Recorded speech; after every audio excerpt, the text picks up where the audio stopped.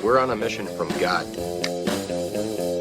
Wendy? Sarah! So I got that going for me. Darling? Looks like I picked the wrong week to quit sniffing glue. Light of my life. We enjoy your films. I am a human being. I thought they smelled bad on the outside.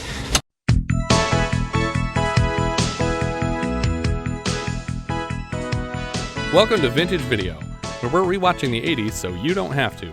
We'll be reviewing every major film release of the 1980s in real time, overanalyzing what you've seen and spoiling what you haven't. I'm Patrick O'Reilly. I'm Jesse Bayless. And I'm Richard Wells. And today marks the 40th anniversary of the release of Caddyshack on July 25th, 1980. It was written by Brian Doyle-Murray, Harold Ramis, Douglas Kenney, directed by Harold Ramis, and released by Warner Brothers. The story of the film was inspired by Brian Doyle-Murray's childhood experiences as a caddy at the Indian Hill Club in Winnetka, Illinois. Danny's family is based on Brian Doyle's, with 8 siblings, 2 of which make appearances in the film. I thought it was weird that there were so many siblings. I mean, it doesn't feel like it comes into play at all, aside from the fact that maybe they're just too poor to I think send it's them just college. to show that they're a poor Irish family, that's all. Okay. Brothers Bill and John, as well as director Harold Ramis, had also worked as caddies as teenagers.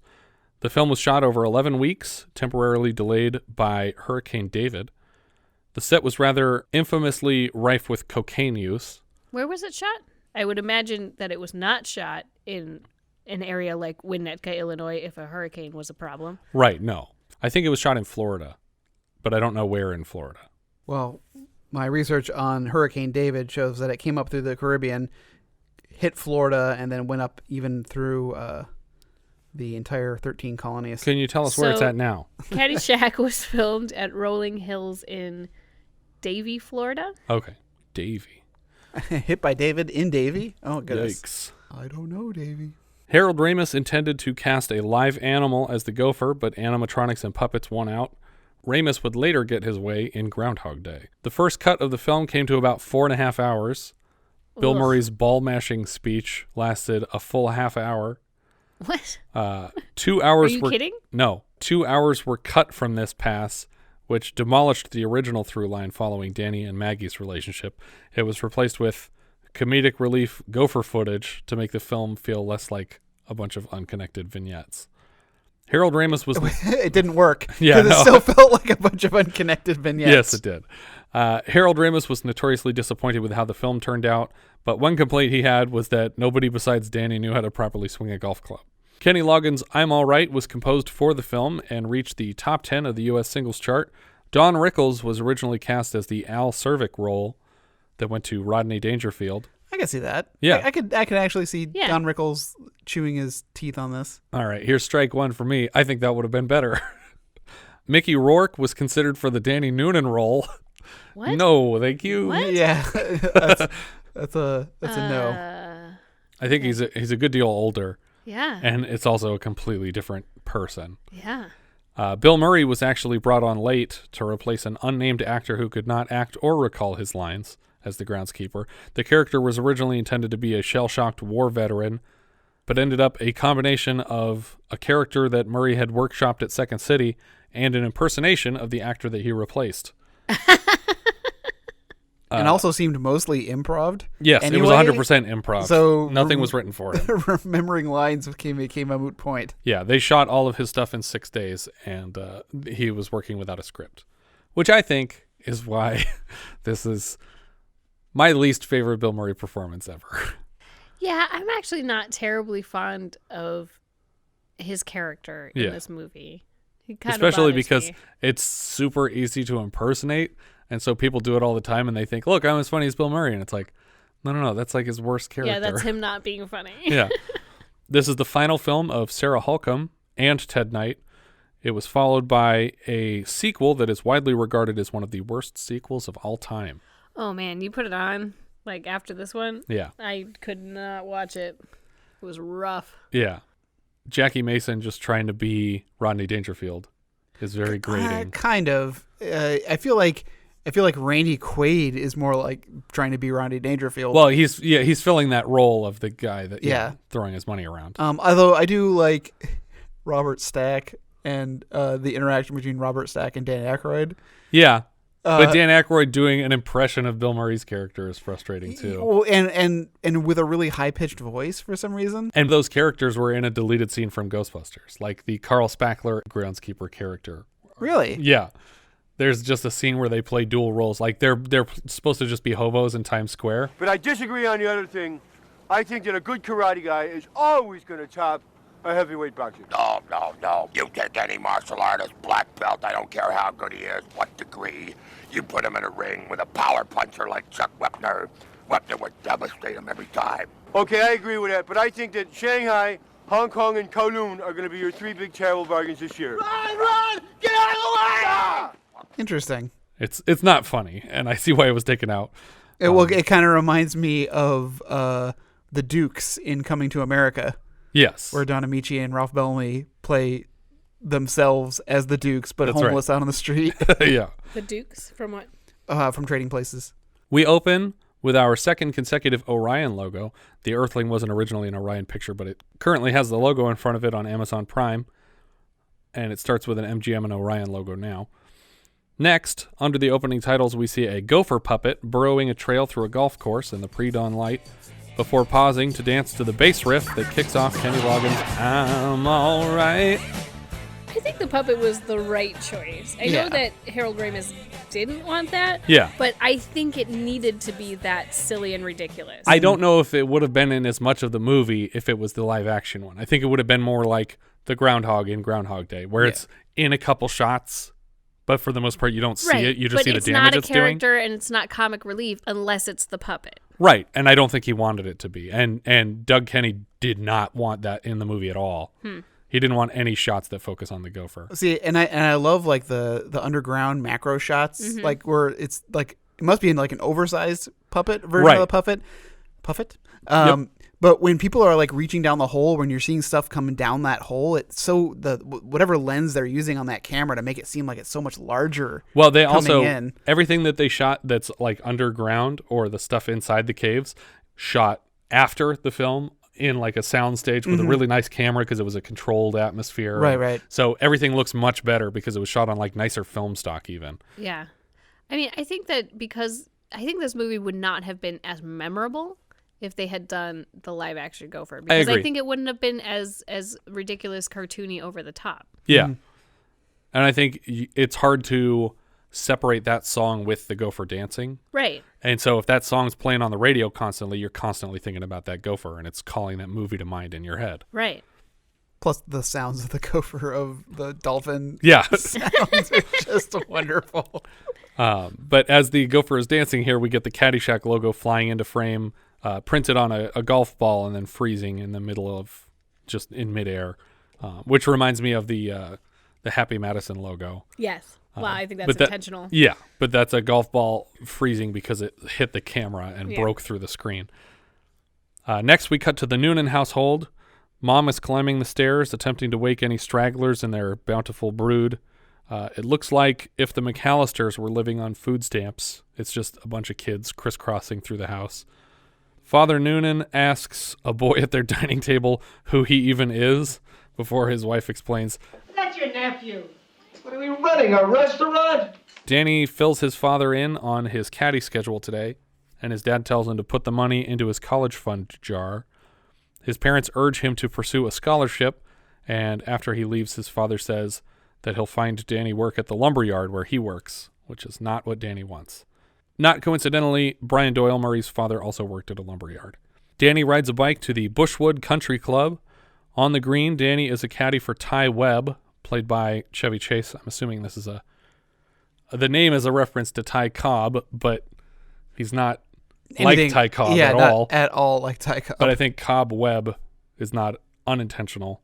Danny asks Ty if he ever had any trouble deciding what to do with his life, and Ty does not relate at all. He asks Danny if he takes drugs. You take drugs, Danny? Every day. Good. Danny explains that college costs $8,000 a year and that he's going to end up working in the lumberyard like his dad. And Ty tells Danny a secret, that there's a force in the universe that will silently guide you if you let it. Let things happen and be the ball. To demonstrate, he wraps a blindfold over his eyes and reaches for a club, blindly yanking them all up at once and scattering them across the grass. Yeah, this kid is really trying hard to keep it together too, for a lot of these scenes, because I'm sure Chevy Chase is just hamming it up.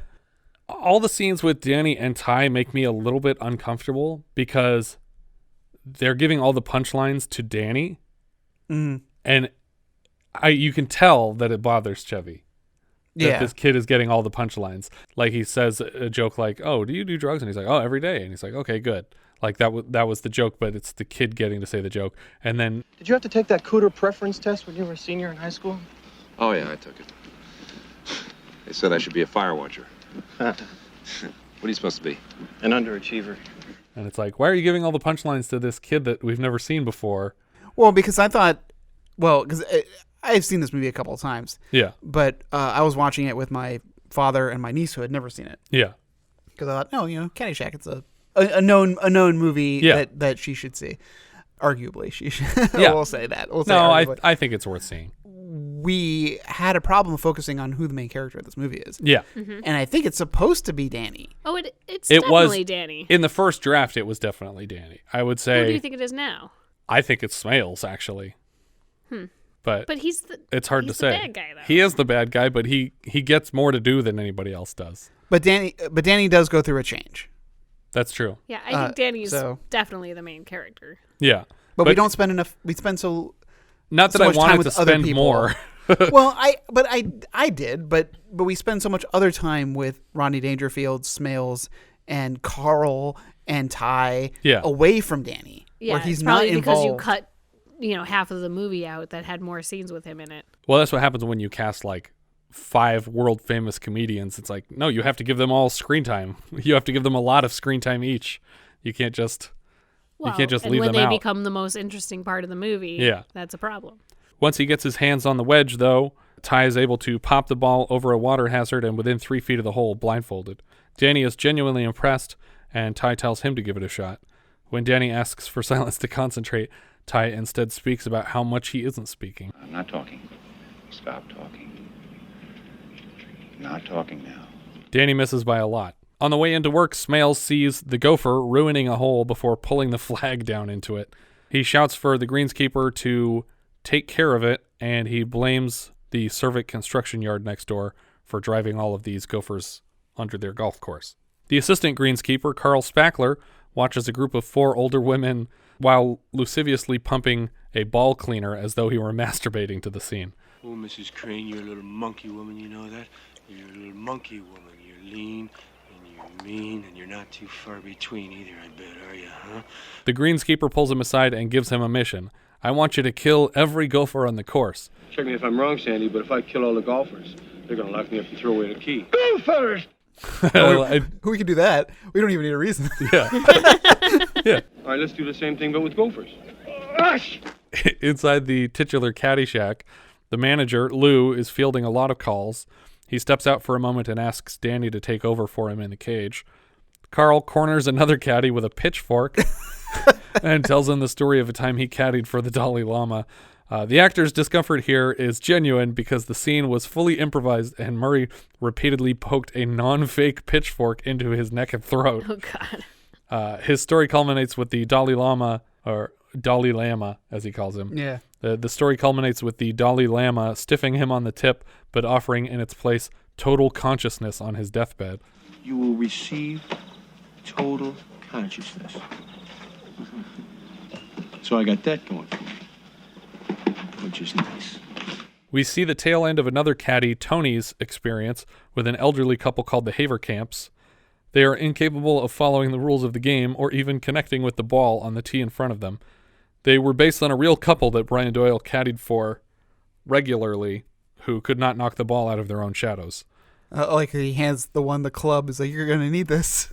Yeah. She's just walking away. And then she hits it into the lake and she's like, woohoo! Like, she doesn't remember what she's supposed to be doing.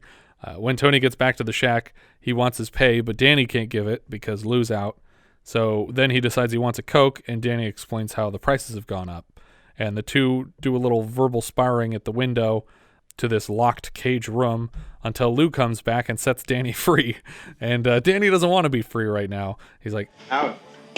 Sure you don't need me for nothing? No. They move outside for a proper fight, and in the ensuing chaos, a gumball machine is knocked to the floor and shattered. Lou comes out and tells them a couple things. First, that they're all on the short list to get fired for their terrible work ethics. They can easily be replaced by golf carts. And two, that the golf scholarship that had previously been won by a coworker is now up for grabs again after his untimely death. In the clubhouse, a doctor is overheard on a mobile phone trying to buy more time away from surgery to finish golfing. This is Dr. Beeper, and we'll see more of him. Smails enters and tells Porterhouse, who is in the middle of performing a massage, that a brown Audi is parked in his spot and he wants it towed immediately. Porterhouse agrees, but the man he's massaging quickly rises and escapes, presumably to move his brown Audi. At his locker, Smails also tosses his shoes to Porterhouse, complaining about a subpar shine before bumping into Ty. He asks how he played out there today, and Ty says he doesn't keep track. How do you measure yourself with other golfers? By height? Smails taps another patron on the shoulder to share a racist and sacrilegious joke, and the man turns to reveal a priest's collar and laughs because he's already heard the joke. Porterhouse, being African-American, is less than amused by the racism, and instead of shining the shoes, starts grinding them into a smoky mess. Czervik pulls up in a convertible with a "We're in the money" horn. And his guest, Mr. Wang, who takes photos incessantly, climbs out of the passenger seat. As soon as they enter the pro shop, he's already pissing Smails off, ripping on a terrible hat that they have for sale before noticing that Smails is wearing one. Oh, it looks good on you, though. When Lou is handing out caddy assignments, Danny is brown-nosing and asks for Smails, even though nobody wants him. A young girl tries to lift Czervik's insane golf bag and can barely get it off the ground. I think that it's important to point out here that they're not trying to make it look like a girl, though. That there's a reveal later that she's a girl. So right now she's got her hair all tucked up under her hat, and she's, flat. She's a young girl, so she's flat-chested and dressed just like all the rest of the caddies. Yes. Yeah, my niece was surprised of the reveal when she takes off her hat. She goes, "What?" Yeah. This character was originally written to be a young boy, but the transportation guy on set recommended his granddaughter for the role because she was kind of a tomboy and she got the part. I actually really like that they did this and they had a reveal. I think it adds a whole nother layer. It's much better than just having it be a boy. Yeah, just another anonymous character. Lacey, Smails' niece, shows up and flaunts her bralessness in front of the caddies before joining her uncle on the green. He explains to his fellow golfers that she's staying with them for the summer as Spaulding shouts all manner of elementary school curse words in the background. Double turns! Spaulding! Czervik shows up and starts heckling Smails at the first hole. Czervik says he bets him $100 that he slices it into the woods, and Smails replies, "We don't allow gambling, and I never slice," before slicing it into the woods. Yeah. Okay, you can owe me. When Czervik steps up to the ball, he presses the driver button on his remote, and it comes flying right out of the bag for him. Danny looks the other way while Smails kicks the ball from the tree line, correcting for the interference he dealt with earlier.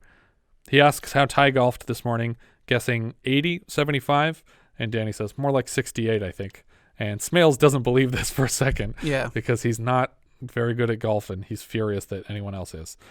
Czervik hits a wild shot and yells 4, but nobody on the green reacts. I feel like you're all supposed to duck when you hear someone shout 4. And he was correct in doing what he did not commit any infraction. Yeah. Smails doesn't react and ends up taking one of his orange golf balls right in the crotch. And then Czervik says, I should have yelled 2. Tony sets down Czervik's enormous golf bag, asking... I'm sorry, I can't get over it. Every time you say Czervik, it sounds like you're saying cervix. Everyone's name is a joke in this movie. But when Czervik tears off the front panel, revealing a car stereo... So let's dance! And cranks Journeys Any Way You Want It full blast across the course. Smails chips a ball surprisingly close to camera here and turns angrily to the source of the music. Danny tells Smails that he's considered going into law. Specifically, sound violations. He's like, oh yeah, you could hire me as an attorney to do exactly this kind of work if you put me through law school. And he says, oh, but my family can't afford it. And then Smails says, well, the world needs ditch diggers too. Smails' niece, Lacey, applauds his effort as she passes, though. Nice try. We cut to Carl lugging a flesh tone hose between his legs to the gopher's hole, intending to flood him out as he sings. 3, Big gobs of greasy, grimy gopher guts. How about a nice cool drink? He sees the gopher surface at another hole and leaps for it, getting bit in the hand, and then he shoves in the hose and cranks the water up, only to find that the gopher's hole connects all over the green and is now spouting everywhere. Czervik shows off a couple more inventions, a beer tap, a television, and some kind of course-correcting scope that's attached to his putter to perfect his form. Spaulding approaches the concessions counter with Smails and places a long meandering order from pretty far away as he's walking up. He's like, I want a hamburger.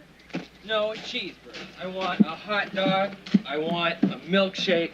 I want potato You'll chip. get nothing and like it. Maggie and Danny have a seat at the table behind her stand and make a date for tonight. Czervik catches Smails about to finish a game, inches from the hole, and bets him $1,000 that he'll miss. It draws the attention of a lot of onlookers, and Smails chokes before angrily throwing his club back toward the clubhouse, striking a female customer and destroying a picnic table. Danny takes the credit for the club being slippery before they're able to sneak away from this disagreement, and Smails thanks him for the excuse. He recommends that Danny try for that scholarship because he knows that it's back up for grabs. That night, Carl Spackler takes a flashlight and he tapes it to a rifle while he's loading it. He's reciting action movie narration about a man issued a license to kill varmints. And that's all we get here, really. Yeah. It won't come into play till later. Across the club, a party is underway. Danny and Maggie are waiting tables. Danny is absent-mindedly slicing pat after pat of butter onto a plate for Lacey until she points it out. Czervik tells Maggie to tell the chef the food tastes like dog food. Dangerfield is basically just working his way through his regular stand-up set here at the table.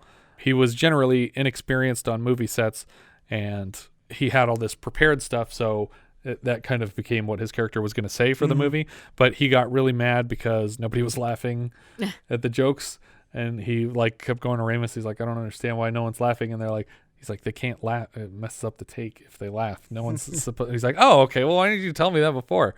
Apparently, he also wouldn't respond to the word action, so Ramis had to say it repeatedly before explaining, when I say action, that's when you start. And he says, so that's when I do my bit? Yeah. Okay. Action. Nothing.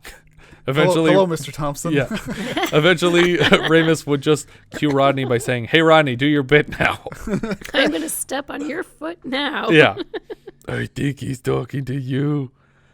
We hard cut to the chef reacting to the message that Maggie actually bothered to convey to the kitchen. Dog food! I saw his dog food! Maggie pulls Danny aside and warns him against pursuing Lacey, insisting that she's a huge whore, so that will scare a teenage guy away. Carl, all taped up in branches, sneaks around on the greens and trains his crosshair at the head of the gopher holes. He says that he can smell varmint poontang. And the only good varmint poontang is dead varmint poontang. So are we to assume this is a female gopher? Apparently. Ty enters the party and quickly catches the eye of Lacey. He takes her outside and they flirt a bit. He asks what she does, and she says, I enjoy skinny skiing, going to bullfights on acid.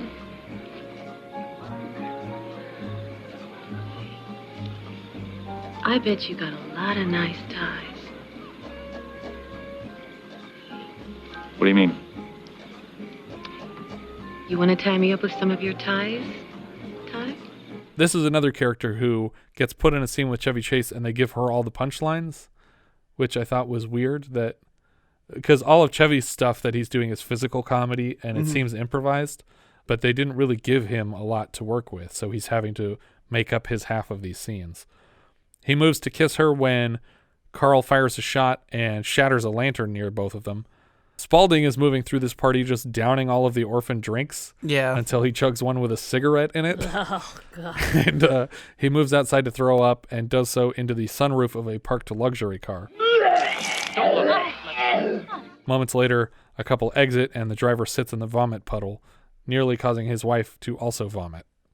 I don't think you could get into a car without noticing that? Yeah. Well, without noticing it, just opening the door, you'd smell it, let alone see something on the seat. That's true. The next day, Danny is out caddying for Ty and discussing his college prospects, while Ty does a bunch of trick shots while making na-na-na-na-na-na sounds like the $6 Million Man.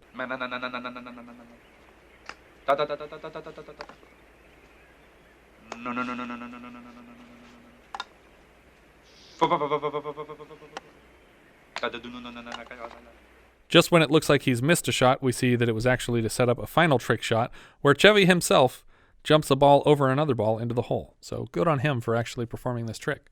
It's more than we can say for anyone in the movie Baltimore Bullet. Nobody does any of their own trick shots. The official caddy tournament is underway.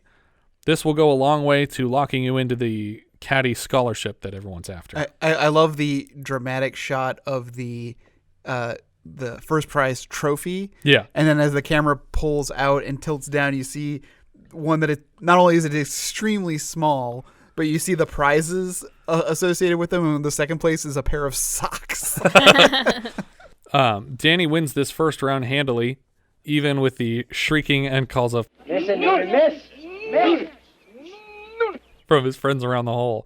Smails invites Danny to mow his lawn and then meet up at the christening of his boat later at the yacht club. He goes to Maggie's to celebrate, and Tony tries to watch them have sex from outside until Danny pulls the windows shut. We cut to the pool sign, which grants the caddies permission to use it for 15 minutes a day from like 1 to 1:15. Right on the dot at the start time, people are running full speed with clothes. Some are still carrying golf bags and just fall into the pool as they're running. So this is where we get the reveal finally. Yes. So the kid that was having trouble lifting the golf bag takes off her hat and her she hair takes is very off long. Her hair's really long, and then she takes off her shirt and she's wearing a full girl's female bathing suit. Yeah. Danny and Maggie arrive at the pool, and Tony immediately tries to hit on her, and he asks, "How was it?" And she says, "How was what?" And he says, "Couldn't have been that great then." Tony and Danny square off to fight again when Lacey enters, and they're both suddenly frozen in place. She passes them slowly and moves directly to the diving board. Like Maggie keeps trying to get their attention by coughing. She's like, bah! Like making weird sounds between them. But apparently, she's adorable. She is great. I love her. I always had a crush on her back when like the first time I watched this movie, I was like, this girl's adorable. I don't know if it's just the Irish accent or what. But just before she gets to the diving board, we have to cut because the actress playing Lacey here is basically legally blind, and she couldn't wear contact lenses in the pool. So there's one shot where she walks up to the slide and takes a hold of the ladder, and then the next shot she's already climbing up because they had to take her contact lenses out and lead her back to the slide so that she could hold on to it, and then she climbs up and does her jump off the top. Or the diving board, sorry. Okay. It's a slide in the second one, oddly enough. Oh, that's weird. But yeah, she couldn't see at all, so they had to lead her to the diving board. But did she do that dive herself? Because it's a very nice dive. It is a nice dive, and she lands it flawlessly. That was her. I think it was her. I guess there's a cut there, so they could have replaced her with a professional diver. They may have, because I don't know that if I were blind, I'd want to dive off of that diving board. I definitely would. No, I wouldn't want to do it, and I can see fine. Tony gives up on Maggie to pursue this girl, and a group of caddies perform a synchronized swimming routine to Tchaikovsky's Waltz of the Flowers from the Nutcracker. The lifeguard yells at the caddies to stop roughhousing in the pool until his entire tower is tipped over into the water. I do enjoy when they're synchronized swimming that one's still wearing shoes. Yeah, he's got shorts and shoes. Well, and I like that the lifeguard is he's mad about this. Yeah, he wasn't mad earlier when they were like punching each other or like jumping in with all their clothes on, but just a nice organized routine is what sets him off.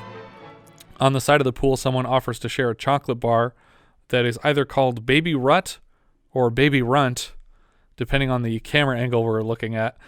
It's obviously supposed to be a Baby Ruth, but they changed the label on the bar 2 different ways. The person she's trying to share the chocolate bar with takes the whole thing and just throws it in the pool like a complete asshole. Yeah, that's our caddy. That's a girl. Yeah. Yeah. And the girl that was offering it is like, hey, thanks a lot. Yeah, why would you do that? I don't know. It's so mean. She was giving you a full chocolate bar to share.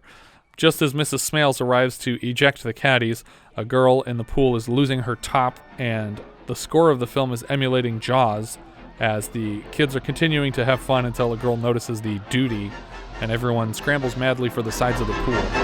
Falling now!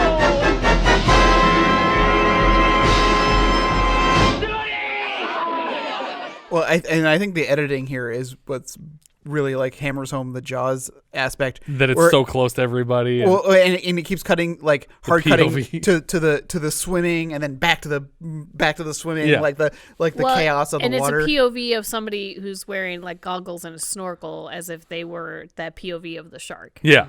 Later we see Carl draining the pool, and he finds the chocolate bar on the floor of the pool, and he gets the attention of Smails before telling them it's no big deal, and then takes a big bite out of it. And Smails' wife just faints at this. That's probably the only scripted thing that Bill Murray doesn't. Yeah, probably. Oh my God, I love that scene so much. Actually, I've heard there are rumors that he wasn't supposed to take a bite out of it, that he was just supposed to it was supposed to be gross enough that he was holding it. Oh, really? But I feel like they definitely would have known he was going to take a bite out of it for that joke. But that joke is so much better if he takes a bite out of it. Especially since he doesn't say, it's just a chocolate bar. He says, it's no big deal. And then he takes a bite out of it. But the Baby Ruth scene apparently actually happened at Brian Doyle-Murray's high school. Like it was a chocolate bar? Yeah, it was a chocolate bar, and they had to drain the whole pool before they figured out it was a chocolate amazing. Bar. Lacey pays Ty a visit and pelts him with a bunch of out-of-place one-liners. Who's your decorator, Benny Hanna? And it's like, why are you doing the jokes here? Because he's just like, he's the straight man in this scene. He's not saying anything yet.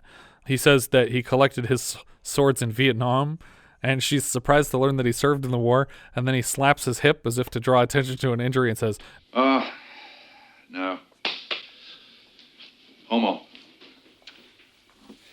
Much better now, though.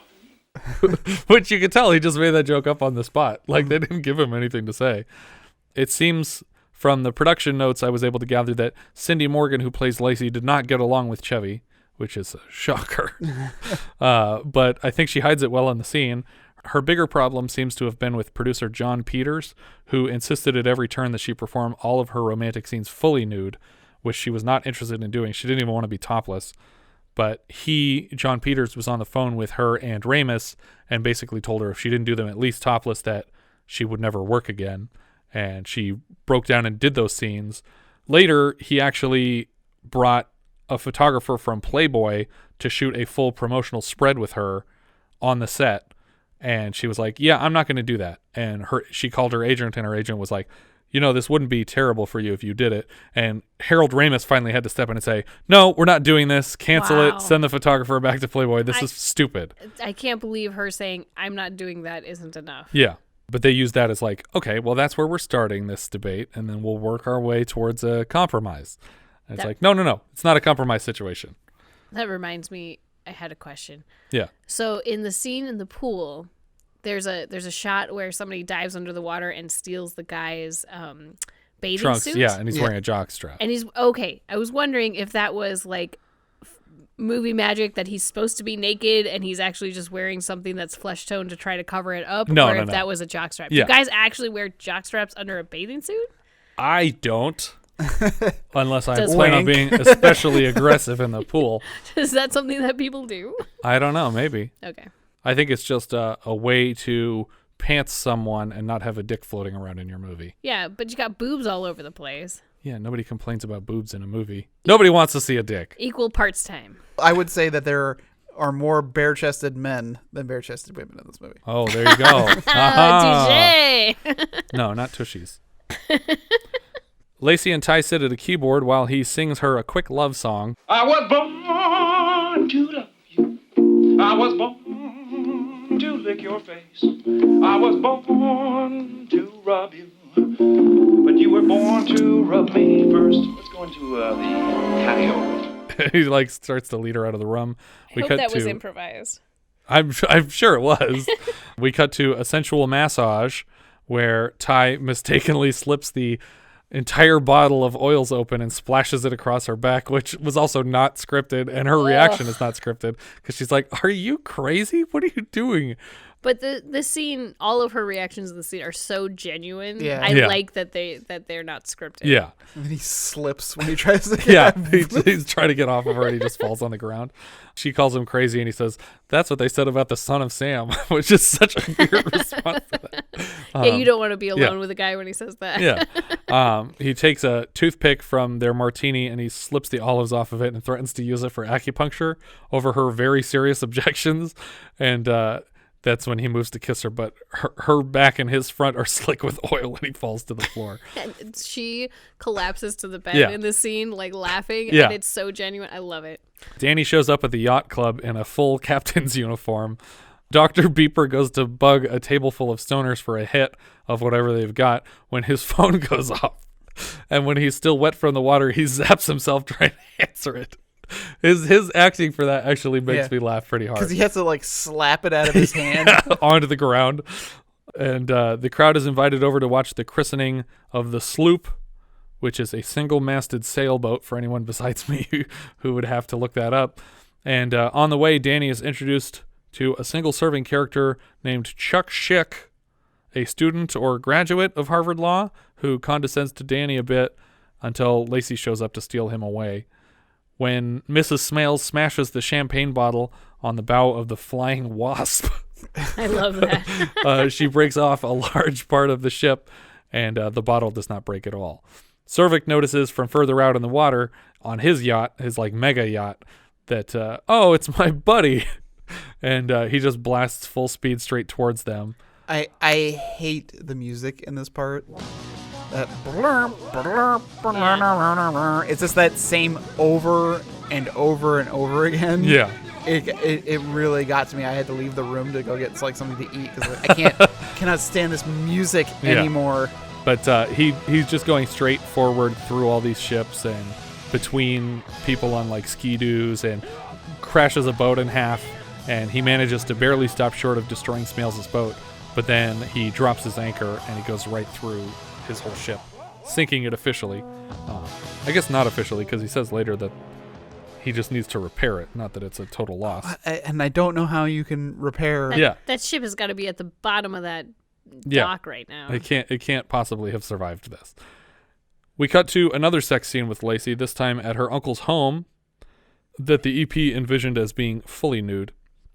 In an effort to make Lacey more comfortable, Danny suggested that, and the crew agreed, to shoot the scenes with the entire crew shirtless, but that actually made things way weirder.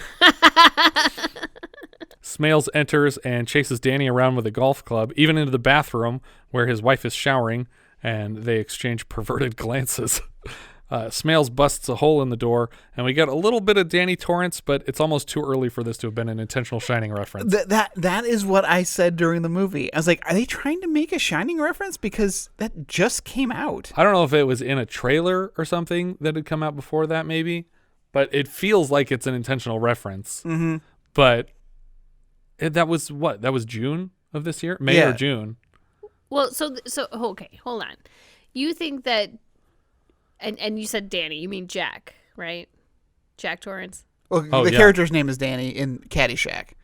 Yeah, but she's right. I did say Danny Torrance. So you think that just because he knocks a hole in the door to try to get to somebody who he's trying to get to on the other side, it's a Shining reference? I think when someone knocks a hole in a door to a bathroom in a murderous rage and puts their face up to the hole carrying a large metal weapon, that it seems like an intentional reference. I don't know. I think it's a coincidence. It's possible that it was, but if it is, it was a happy coincidence, I'm sure, because there's no way they didn't know that it would look like The Shining in that scene. I guess. I don't know. I feel like if you were trying to make it an intentional reference, you would have done a better job at it. You would have made a bigger hole. More of his face would have come through. He would have had an axe.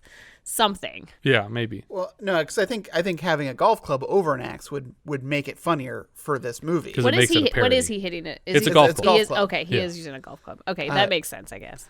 But yeah, unless they filmed it afterwards. Which I don't think they did. I'm looking at the original script right now, which is crazy because everything's out of order. Oh, weird. Like all the scenes are completely out of order. This is something we might do for our our early draft table reads when we get to that level. God, I don't need another podcast to edit. Yes, you do.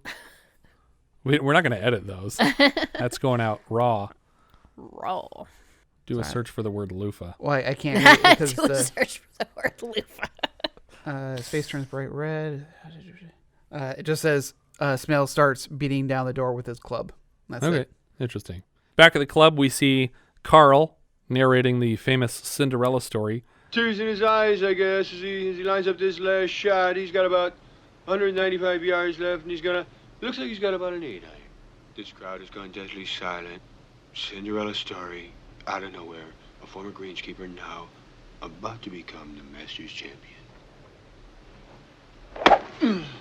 It looks like I'm a wreck. It's in the hole! As he golfs the heads off of a row of white mums.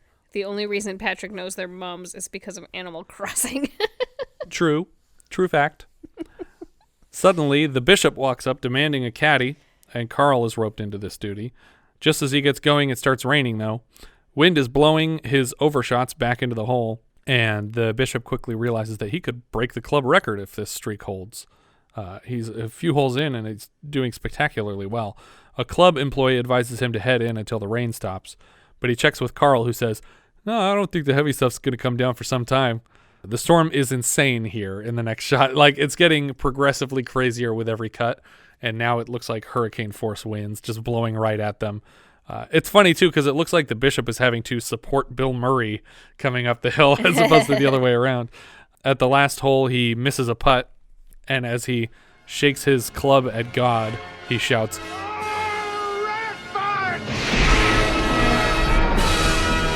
and is struck by lightning.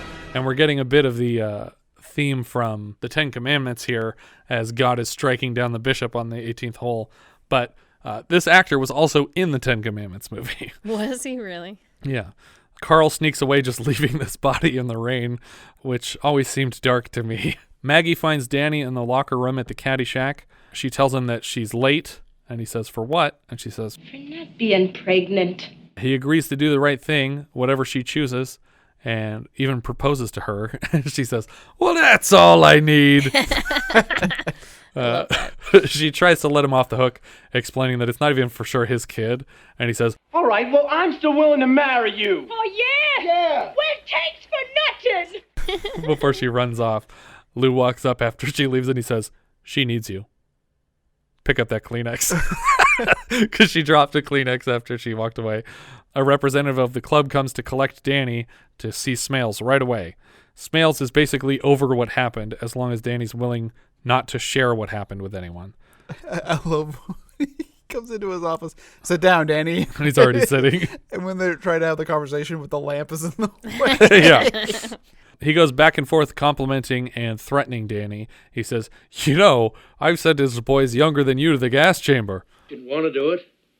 Felt I owed it to them. What does that mean?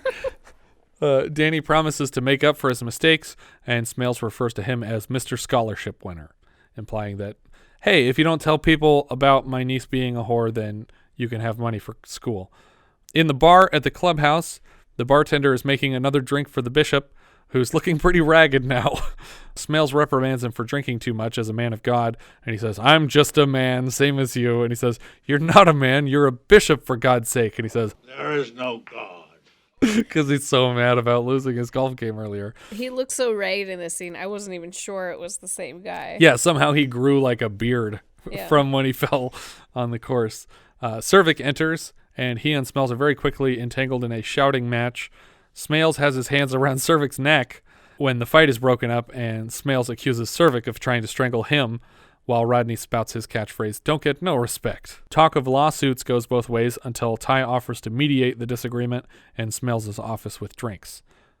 Maggie dances around the 18th hole in her pajamas. Apparently she lives on the grounds I know, somewhere. I was so confused by this. I'm like, how is she there in her pajamas? Like, did she run all the way from her house? Does she sleep on the golf course? She just lives in the attic at the Caddyshack. Well, Danny goes to see her, and there's like several other girls sitting out on a porch, and I don't know. That's true. It's pretty close to the greens. Yeah, so I don't know if she's like living in some kind of like campus. I don't. She doesn't seem like she goes to school, But maybe there's a thing for like, because she's waiting tables there and she's doing other tasks. Maybe there's a dorm for employees. Yeah. But also, why would you run off into the golf course? And she obviously wouldn't have known that Danny was there. Was she just running off to be gleeful? And why was he there? Like, it's weird that both of them are there. It's very strange that either of them were there. Yeah. Danny finds her and she reveals that she is no longer pregnant. We're assuming that she had her period. Yeah. That saying that she's no longer pregnant sounds like she had an abortion. Well, she says or as much. A baby. she says as much that she had her period. Yeah. So they're relieved, and she apologizes and he apologizes because they've both been awful to each other. Back in Smails' office, Czervik pitches a wager. He wants to play a round of golf for $20,000, and he suggests teams, putting Judge Smails with Dr. Beeper and selecting Ty as his own partner. Smails pulls Ty aside to talk him out of the game, reminding him that he and Ty's father built this place, but Ty says that his dad always hated Smails. He says, let's make it $40,000. So now the wager is on. Each of them is putting $40,000 up for the game. The gopher watches through a window as Carl is making animals out of plastic explosives. Ty is out practicing for the gamble when he knocks a ball right into Carl's shack. This is obviously their only scene together in anything ever, as they famously hated each other, Chevy Chase and Bill Murray. But they were apparently very professional on this set. They wrote the scene like at lunch that day because they were getting to the end of the movie and the two of them didn't have a scene in the script together. They wanted one? Well, I think Harold Ramis wanted the two funniest people in America, if they were going to be in the same movie, to have a scene together. But the scene makes me very uncomfortable to watch because neither of them is the leading character of the scene, and I feel like the whole time I'm watching it, I'm constantly trying to judge whether anyone is being upstaged or trying to upstage. And it seems like they're both trying to outsubtle each other to avoid getting tagged as like the ham of the scene. But the result just feels awkward to me. And neither of them has like a straight punchline. It's just kind of like... Well, weird. and it's also completely pointless. Yeah. There's no point to this scene. Yeah, it doesn't service the story. He's asking him about the place where he lives. And he's like, oh, you got a pool over there? And he's like, oh, well, we got a pool and a pond. Pond's good for you. And when he says, or the pool. Like Bill Murray is like really stressing that he wants to be in the pool. Yeah. Ty decides to play through, even though his ball landed in Carl's dinner. He replaces the ball on a patch of experimental grass that Carl has developed, which is a hybrid of Kentucky bluegrass and Northern California sensimilla, which he says... The amazing stuff about this is that you can play 36 holes on it in the afternoon, take it home and just get stoned to the bejesus belt that night on this stuff. And then he offers Chevy a joint. And Chevy seems like Ty S.I. Sorry, I can call him Chevy. He says like, no. He goes, oh, maybe just one. Yeah. But then they keep going back and forth with it and then taking chugs of booze. It honestly, it just feels like a hell week at a fraternity where like Bill Murray just pulled out this joint and Chevy Chase didn't know what it was and wasn't prepared for this, but he can't say no because it's obviously funnier if he takes it. And so he gives them the joint and then he gives them the drink to cannonball it. And then he gives them another joint and then he's like, cannonball it again. All right, you got to go back and forth. And he keeps making it do it until he's like clearly on the verge of throwing up. And finally he just turns to hit his ball back out of the shack. And that's the end of the scene. Carl notes Ty's apparent nerves here, and he tries to explain about the game with Smails tomorrow. Carl says, well, that's no problem. See, what you do is you take this knife and you slash his ankles open, and then he'll never play golf again. The next day, Czervik and Ty drive a convertible right up to hole 1. Smails runs up to the car after Czervik got out. So it's just Ty in the car, and he says, you get that car off the green this instant. And Ty turns as though to move the car and pretends to be shocked when the steering wheel is on the other side of it. Oh, look at that. Don't play games with me, Ty. Put that steering wheel over here where it belongs and get this out of here. Getting out of the car to join the game, though, Ty accidentally slams his fingers in the car door, which I think the first time we watched it, Andrea thought I was going to be laughing hysterically the whole time. And I didn't until this line, which just killed me. When he slams his hand on the door and he goes, don't do it. I didn't do that. It's a convincing slapstick, though. Well, that's his whole wheelhouse. He's so great at that stuff. Yeah. I was convinced he did actually Yeah. slam his fingers on the door. Yeah, but I like that he says, "Don't do it." I didn't do that because it feels like the implication is that in his head he was thinking, "Don't slam your hand on the door. Don't slam your hand on the door." Don't do it! I didn't do that! But before the game starts, Lou, that's the Brian Doyle-Murray character, asks that everyone agree not to fire him for his officiating here today. Czervik bribes him to keep the game fair, and he's like, "Oh, I can't take your money." He's like, "Just take the money." Ty tries to collect a driver from Danny, only to learn that Danny is caddying for Smails reluctantly. A crowd starts to gather when word gets out that there's a big money game on the field. Carl loads up the gopher holes with plastic explosive animals, and Czervik is playing a real bad game today. I don't know that he's ever a great golfer, but today he's having a particularly bad game, and Ty's not doing well either because of his nerves and hand injury. The caddies start betting on everything, including whether Spaulding will pick his nose and subsequently eat it. He does. Smails goes to harass Czervik because he's got the upper hand right now. They're winning at the halfway point, and he gets Czervik to double the bet again. So now it's $40,000 per player, $80,000 total per team. Czervik quickly fakes an injury so that they can sub in Danny Noonan to take his place. Well, I think the intention of the injury was to forfeit, right? To be a draw. But then they're like, "Oh, it's a forfeit. Well, then you guys lose." And then they're like, "Well, no, they can pick a substitute." And they say, "Okay, well then we'll take Danny." And Smails says, "Well, he can't because he's an employee of the club." But Czervik says that he promises to make it worth his while. And between these two people, you should trust Czervik over Smails, because Smails is going to screw you. He tipped you 50 cents when you took credit for him almost killing a woman, and Czervik is just throwing money at people this whole time. So Danny takes the spot, and Smails tells him that he just cost him the scholarship, and he's like, "Yeah, I guess so." Ty pulls him aside and says, "You need to win this one." And Danny reminds him, "I thought you said winning wasn't important." And then he says, "Me winning isn't, you do." Great grammar. At the final hole, the match has evened up. 4 balls are putting distance from the hole. Dr. Beeper gets there in 2 hits, and Smails calls out the old Billy Baroo, a fancy-looking putter in a purple silk sock. Purple sock? I don't think it's fancy. I think it's just like old school. Yeah, whatever lucky. It is, it's important. It's lucky. And he's able to sink it in 1 shot. Ty takes 2 shots, meaning that Danny now needs to sink this in 1 to tie it up. Here is where Rodney kind of screws up the movie a little bit. His line was probably, "Let's double it again," that he makes it, 80,000. But instead he says, "Hey, Judge, double enough and he makes it, 80,000. Yeah, essentially making the whole golf game pointless. Yeah. Because now it's just down to this shot. Right. But whoever proposes double or nothing is, first of all, admitting that they've lost the first wager and that they're offering a second wager that would either double the person's winnings or cancel out their debt. So worst case scenario here for Czervik is that he owes Smails double, and the best case is that their debt is canceled and nobody owes anybody anything. Yeah. Danny gets the ball right to the edge of the hole where it stops, and because the ball has come to a complete stop, the game, according to the rules of golf, is over, and Smails has won $80,000 each from Ty and Czervik. Instead, Carl chooses this exact moment to trigger his explosives, and the golf course was obviously not cool with bombing their greens, so a large hill was constructed to blow up instead, which is partially obscured by a tree in the shot. But the flames were much bigger than the filmmakers had anticipated. Of course, they completely blew up the entire hill that they built, and the explosions of the film's climax were reported by passing pilots as an apparent plane crash. Oh, no. Flames and smoke chase the gopher through his hole.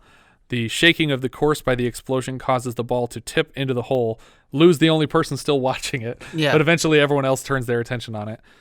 And he declares a victory on behalf of Ty and Czervik. When Smails tries to welch on the debt there, implying he still owes, but he doesn't, technically, Czervik sends 2 goons after him, and we close the film on the gopher puppet, having survived the explosion and dancing to Kenny Loggins' "I'm All Right Again." And that's the end of our film. Our director here was Harold Ramis, the writer of Ghostbusters, Stripes, and Groundhog Day. He also wrote Back to School, Armed and Dangerous, Meatballs, Animal House. He obviously directed Groundhog Day and Multiplicity, and he plays Egon. He's Russell in Stripes. He's Don Durkett in Orange County. Sean, you're my same height. That is neat. Writer Brian Doyle-Murray here. He plays Lou Loomis in the film. He's also Frank Shirley, Clark Griswold's boss in Christmas Vacation. He plays Noah Vanderhoff in Wayne's World. He's Buster in Groundhog Day. He's Earl Cross, Frank's father in the Scrooged flashback. I'm only 4. He's the voice of the Flying Dutchman on SpongeBob, and he's also Captain Knuckles on Marvelous Misadventures of Flapjack, which are basically the same character. But it's a great one. I really love Captain Knuckles. He's maybe one of my favorite cartoon characters of all time. It's amazing. Writer Douglas Kenney co-founded the National Lampoon magazine with Henry Beard. He wrote Animal House and Caddyshack. See, and that's what I thought. I thought this was a National Lampoon's movie. I don't know why it wasn't, because it has so many National Lampoon players and SNL people. Yeah, so when I was introducing it to my niece, I said, yeah, so this is National Lampoon's Caddyshack. And I was looking at it, I was like, there is no National Lampoon on here. Yeah, that is weird. I didn't think about that. But I guess because Harold Ramis was actually on the short list to direct Animal House, and then John Landis got that. Mm-hmm. And then Ivan Reitman or John Landis wanted to direct Caddyshack, but Harold Ramis was like, no, I got this one. But Douglas Kenney here appears in the film as a balding man in a tuxedo when Rodney advises 2 people dancing to get a room. He's talking to them. He is also portrayed by Will Forte in a wonderful film called A Futile and Stupid Gesture, which tells his full life story, or at least the story of his career, ending with, it's basically just after the release of Caddyshack, when he tragically died by falling off a cliff while vacationing in Hawaii. Kenney was very depressed at the time and had been struggling with substance abuse, but it was officially ruled an accident, and notes for a future project were found scribbled out on a notepad in his hotel room. So he had at least plans for the future, although a fellow National Lampoon author, Chris Miller, morbidly joked that Doug was looking for a better place to jump from when he slipped. Chevy Chase plays Ty Webb here. This was his second film this year after Oh Heavenly Dog, and he'll be back for Seems Like Old Times in 1980. He was considered earlier this year for American Gigolo and Airplane, and eventually passed on both. Although I think with the case of Airplane, he was passed on. I think with American Gigolo, he was just someone they were considering at one point. He's probably best known as Clark Griswold from the 5-film Vacation franchise. He's one of the Amigos. He's Fletch, and he plays a doctor in Dirty Work That Makes Me Laugh. Rodney Dangerfield was Al Czervik. This was his first major film role, but he'll be back in Back to School, Rover Dangerfield, Ladybugs, and I think he was he Juliette Lewis's dad in Natural Born Killers? Was it her in that movie? I have not seen that one. I'm trying to remember who the 2 main characters of that movie are. It was Woody Harrelson? Woody Harrelson, Juliette Lewis, and Rodney Dangerfield as her dad. Okay. So him and Chevy Chase have both played Juliette Lewis's father. So that's fun. Ted Knight was Judge Elihu Smails, Elihu Smails. It's a very weird name. Yeah, he plays Ted Baxter on Mary Tyler Moore Show, which I didn't actually watch, but I think that's probably his most famous thing that people know him from. He also has a lot of voice acting credits for DC cartoons. He was a narrator on Super Friends. He was Commissioner Gordon on some stuff. He was Flash on some things. Michael O'Keefe was Danny Noonan. He plays Ben Meacham in The Great Santini. He plays Barry Grissom in Michael Clayton. He was Hugh Axton in the 2011 Atlas Shrugged. And he also plays Grandpa Harry in MacGyver Reboot Season 2, Episode 4. Yeah. X-Ray plus Penny. Obviously, that's a flashback because he's not old enough to play MacGyver's grandfather. Bill Murray was Carl Spackler. We had him earlier this year as Hunter Thompson in Where the Buffalo Roam. He's in a lot of Ramis movies, a lot of Wes Anderson movies, and a couple Jim Jarmusch movies. Sarah Holcomb was Maggie O'Hooligan. She's great. But not a lot of credits. No, she previously appeared in Animal House, but basically retired from acting after this film. Her reasons for retiring boiled down to issues with schizophrenia that were exacerbated by the prolific cocaine use on the set of this film by the entire cast. And her life story was actually dramatized in the 2004 film Stateside, with Rachel Lee Cook playing the part of Sarah. I haven't seen the movie, but I did start looking into it. Scott Colomby plays Tony D'Annunzio, and that was one of the other caddies. He plays Brian Schwartz in Porky's. He did ADR work in the 90s for Newsies, Dazed and Confused, Demolition Man, River Wild, Die Hard with a Vengeance, Saving Private Ryan, and Fight Club. That's a fun list of movies. He also dated Cindy Morgan for a couple years after this film was made. Cindy Morgan played Lacey Underall. She was also Laura and Yori in Tron, but she also doesn't have a lot of credits. Yeah, but Tron. Yep. Always got to get a Tron. That's all you need. Who are those characters? It's been a very long time. The female lead. The female lead. Yes. Sorry, it's been super long time since I've seen the first Tron we need movie. to fix that. Okay. Well, we'll get there, right? Was it 81? 82. 82? 84? Was it 82? 87? Okay. 96? For some reason I thought it was earlier than that. Henry Wilcoxon was the bishop. He played Pentar in the Ten Commandments. He played the vicar in Miss Miniver. And I think he's also in a sequel to Miss Miniver. I forget what it was called now. And he plays Mark Antony in Cecil B. DeMille's Cleopatra, which was led by Claudette Colbert in 1934. Albert Salmi played Mr. Noonan. He was Rory Polk in Brubaker. He was E1 in Escape from Planet of the Apes, but we didn't know what that meant. We still don't. We still don't. Haven't looked into it. He was Greel in Dragon Slayer and Smertikov in The Brothers Karamazov. Anne Ryerson was Grace. Who's Grace? Who's Grace in this movie? Somebody's Grace. Maybe Ryerson. That's... Yeah, well, I don't doubt that her name was an inspiration for Ramis's later script, Groundhog Day, but she also played Katie in Friday the 13th, Part 6, and Dr. Catherine James in Minority Report. Well, she was born in 49, so she must have been someone... Youngish? Youngish. Maybe she's the mother of the Noonan house. She'd only be 30.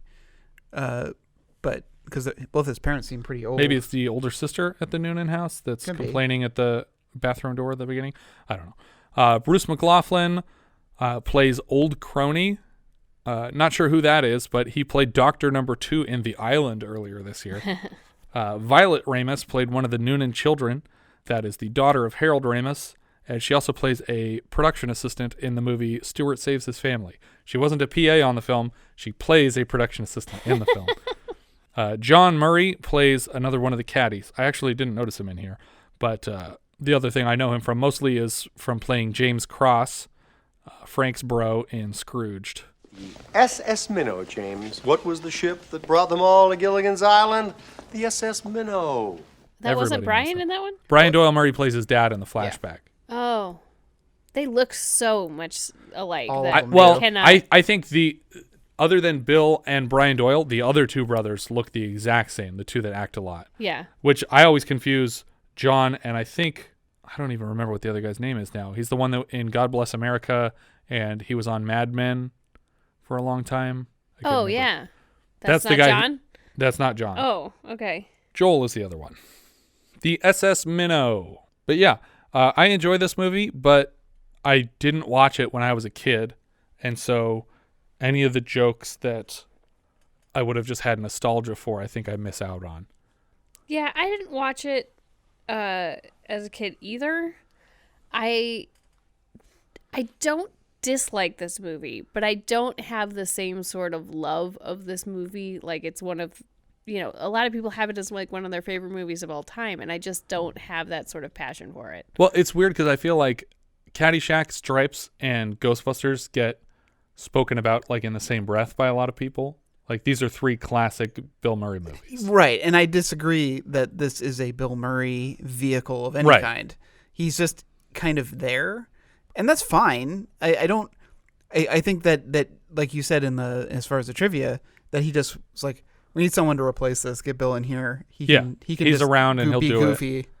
But I feel like it was a little bit lazy to make him improv everything, because he's an actor. Like he's an improviser. That's great. And I know a lot of people think that what he did here was funny. Obviously, like I'm not in the majority thinking that he wasn't hilarious in this movie, but I feel like even if it's Bill Murray, write something for him. There should be, you shouldn't just be like, no, you do it, Bill. You're so good at that. It's like, yeah, just write something. Like I can improve on something, that's fine, but I feel like they should have given him something to do. Yeah, I agree with that. But maybe they learned those lessons going down the road for things like Ghostbusters to kind of like fine tune his performances. Because as much as people pretend like Ghostbusters was 100% improvised, you look at almost every draft of the script has some version of every joke that Bill Murray says. Mm-hmm. Like undoubtedly he's improving on the material, but you can't pretend that he just made up that whole movie, because nobody can do that. Yeah. I really enjoy this movie, and it is definitely a movie that I, as far as giving thumbs up and stuff like that, I definitely give it an up. Yeah, it gets an up from me too. And I laughed a lot, and watching it with my dad and my niece who had not seen it, she claimed to enjoy it. She was most displeased with Danny and Maggie's relationship. That it gets left out. Well, no, that Danny cheats on her with Lacey. Well, she cheats on him too, though. Or she claims to, in order to make him feel maybe less guilty. We'll never really know if she does, but we know for sure that he does. I don't think in that moment she cares about making him feel guilty. I think she's dealing with a life problem. To relieve his guilt. Yeah, but that's what I mean. I don't think she's just saying it to make him feel better. I think she's like, no, seriously, it's maybe not yours, and that's not why I'm talking to you about this. Well, she was very displeased because she's just doesn't want. She wants people who are in a relationship to be in a relationship. Yeah. But aside from that, she said she really enjoyed the movie. She thought it was really funny. Watching it this time and then now going through this script, I was like, oh man, this movie is all over the place. Yeah. Yeah. And that is my big problem with this movie, is that we spend so much time with other people, you lose focus on what the movie is supposed to be about. And it just becomes a series of almost skits. Yeah. I still feel like the overriding story is Rodney Dangerfield versus Ted Knight. Like, that's the most important through line, because the stuff with Danny and Maggie is over in Act 2. Right. But I feel like Danny's is the only one to go through the character change of him finally deciding, no, I'm going to give up this scholarship to do the right thing. Right. Now, correct me if I'm wrong, but wasn't part of the story point that the construction that's happening across the street, Rodney Dangerfield's construction? Yes. So I feel like that needed to be played up a whole bunch more, that he's the one that's causing the problems at the golf course, in addition to being obnoxious. Well, he also said that he was thinking about buying the golf course. Right, which is also very much a throwaway thing in this. It doesn't come into play. And you know that if he did buy the place, he wouldn't run it as a golf course. No, he was talking about it like it's golf courses and cemeteries are the worst the worst use of real estate. They're just full of dead people. Yeah.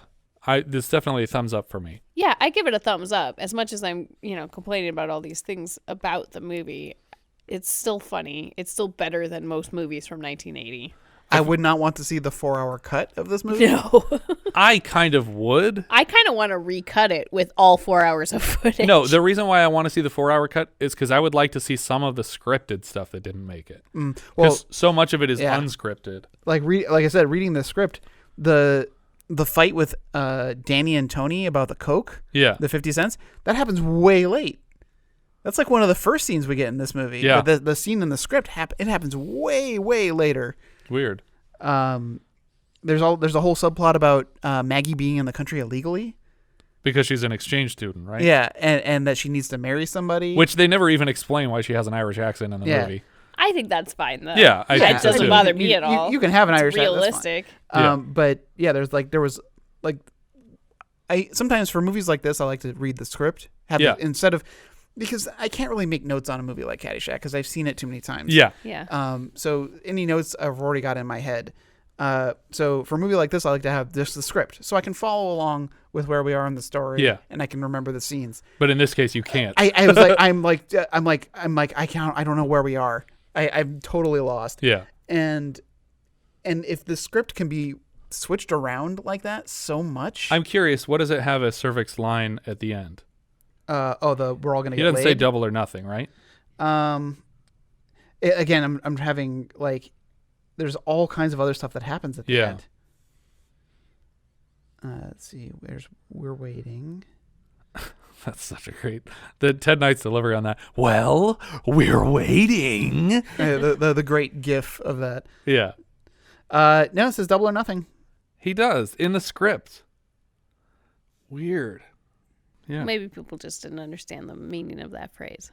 I guess they just hear the double part and they're like, oh, they doubled it again. But the whole time, nobody said Double or Nothing, so it's clearly a new story change. Mm-hmm. Interesting. Letterboxd. Where's this going, Richard? For me, I have this at number 15. Okay. Which is just below Little Darlings and just above Coal Miner's Daughter. All right. I have it a little higher. I have it just below Airplane, which puts it at number 9 for me. And I just feel like it belongs just below Airplane. It just feels right to me, which is just above Night of the Juggler for me. I actually have it at 15. So it's right above My Brilliant Career and just below Where the Buffalo Roam, which for me is a better Bill Murray performance for the year. Well, I have Where the Buffalo Roam much higher than Yeah. that. So I'm surprised that you have it so high up, Jesse. That's great. Well, I mean, my list, just so you understand, is the order in which I'd probably want to watch these movies again. And I think, like I said in our last review, I am going to choose a comedy almost every time. Mm-hmm. As much as some of these movies are really great, you know, like I loved My Brilliant Career. I loved The Changeling. I'm still going to pick a comedy every time. Yeah.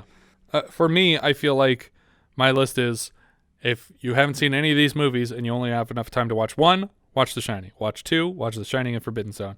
And then when I get down to Caddyshack, it's not because I think it's so much better of a movie than a lot of the stuff below it. It's because it is a Bill Murray, Chevy Chase, Rodney Dangerfield, Harold Ramis movie. And for that reason alone, you should see it. Even if it was bad, you should see it at that point. But if you're going to ask me what I'm going to put on, you know, next week, I'm going to pick Caddyshack over My Brilliant Career, even though My Brilliant Career is probably a better movie. Sure. Yeah. I think that's everything for this one. If you guys have any thoughts you'd like to share with us, we're Vintage Video Pod on Twitter, Facebook, Instagram, and Letterboxd, where, as I've said before, you can find each of our full movie rankings for the year. We could also be found at vintagevideopodcast.com. Please consider rating us on iTunes to help people find the show. And if you take the time to leave us a review, we will thank you personally in an upcoming episode. If you're feeling especially generous, you can also support the show through patreon.com/vintagevideopodcast. Thank you so much for listening, and I hope you'll join us next time when we'll be discussing Dressed to Kill, which IMDb describes like so. A mysterious blonde woman kills one of a psychiatrist's patients and then goes after the high-class call girl who witnessed the murder. We leave you now with the trailer for Dressed to Kill. Do you find me attractive? Of course.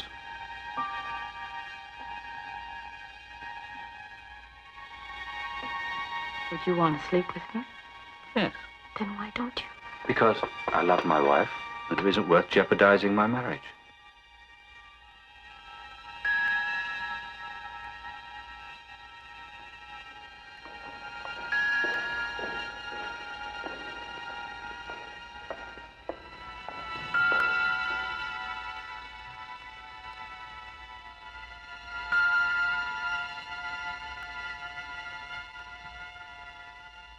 I'm sorry. I shouldn't have been so rude. Thank you for picking up.